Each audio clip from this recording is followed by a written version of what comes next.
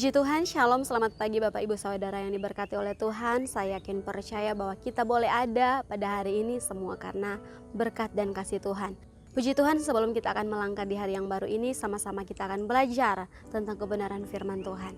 Sama-sama kita buka Alkitab kita yang saya ambil dalam Yesaya 58 ayat 11 dan ayat yang ke-12. Firman Tuhan, Tuhan akan menuntun engkau senantiasa dan akan memuaskan hatimu di tanah yang kering, dan akan membaharui kekuatanmu. Engkau akan seperti taman yang diairi dengan baik dan seperti mata air yang tidak pernah mengecewakan.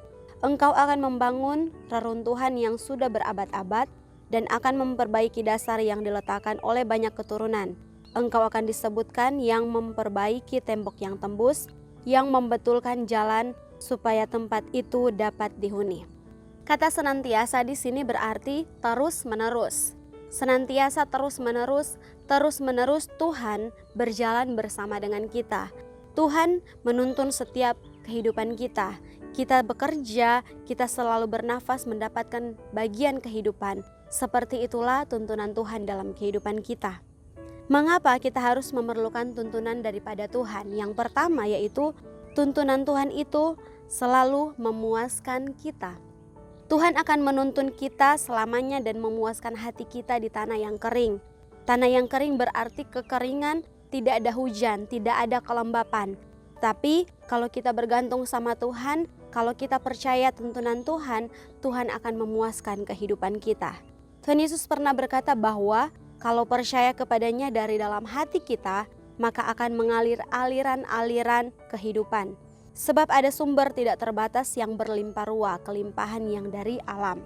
Dalam Amsal 4 ayat 23 di sana dikatakan, jagalah hatimu dengan segala kewaspadaan, karena dari situlah terpancar kehidupan.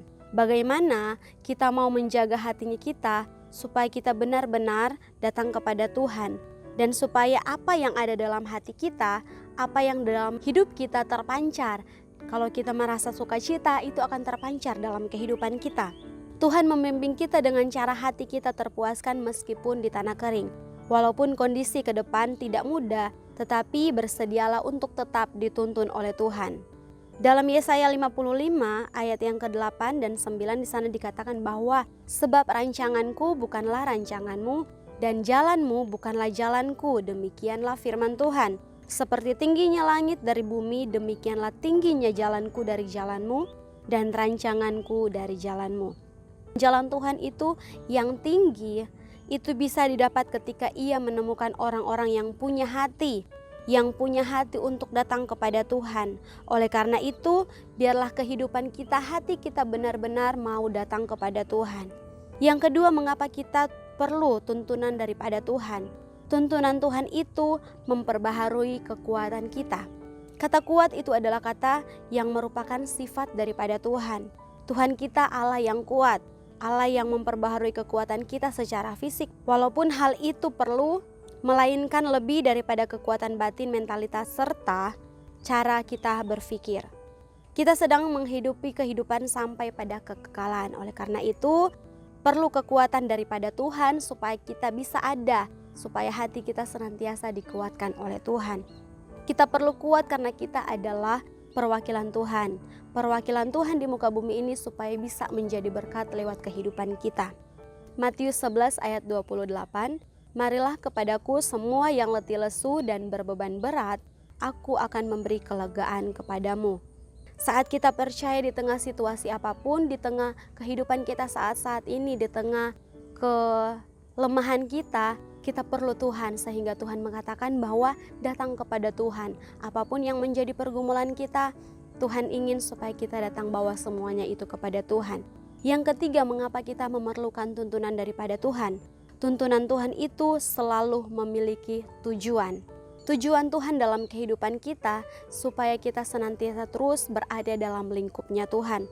Jangan hidup kita jadi seperti hutan yang di dalamnya banyak binatang-binatang pembohong, melainkan jadilah seperti taman yang dirawat dan diairi dengan baik. Sehingga kita perlu tuntunan yang daripada Tuhan, supaya kita datang kepada Tuhan dengan pegangan tangan Tuhan, dengan perlindungan daripada Tuhan. Dalam Yohanes 7 ayat yang ke-38 di sana dikatakan bahwa Barang siapa percaya kepadaku seperti yang dikatakan oleh kitab suci, dari dalam hatinya akan mengalir aliran-aliran air hidup. Kita perlu tuntunan daripada Tuhan, sehingga ketika hati kita melekat kepada Tuhan, hati kita terus meminta perlindungan daripada Tuhan, hati kita akan mengalir aliran air hidup untuk kita sampaikan kepada orang-orang yang ada di sekitar kita, menjadi berkat bagi orang-orang di sekitar kita. Tuntunan Tuhan pun membuat kita membangun sekelilingnya yang berabad-abad. Kita akan membangun kembali dasar-dasar yang telah roboh, yaitu hal yang telah keluar dari prinsip-prinsip yang benar. Kita harus kembali membangun habitat yang kuat dalam Tuhan, dalam kehidupan dan kekudusan. Kita senantiasa setiap harinya kita membangun hati kita yang baik untuk datang kepada Tuhan. Hati yang benar-benar mau datang kepada Tuhan. Ia membimbing umatnya di tengah segala proses serta pergumulan untuk membentuk kita. Tujuannya adalah untuk kemuliaan demi kemuliaan. Puji Tuhan, Tuhan Yesus memberkati. Mari kita sama-sama berdoa. Kami bersyukur Tuhan buat setiap kami, setiap hidup kami boleh ada sampai hari ini. Kami percaya ini bukan karena kekuatan kami, ini bukan karena kehebatan kami, tapi kami percaya ini adalah rencana Tuhan, kasih Tuhan yang selalu Tuhan nyatakan dalam kehidupan kami. Terima kasih Tuhan Yesus, terima kasih Bapa. Kami bersyukur kepadamu Tuhan, sepanjang hari ini biarlah hidup kami senantiasa dituntun oleh Tuhan, disertai oleh Tuhan, dan senantiasa kami tetap mau terus berpegang kepada Tuhan. Terima kasih Tuhan Yesus, terima kasih Bapa. Ini yang menjadi doa syukur kami Tuhan. Kami akan melangkah di hari yang baru ini Bapa dengan penuh ucapan syukur, hanya di dalam nama Tuhan Yesus Kristus. Haleluya. Amin.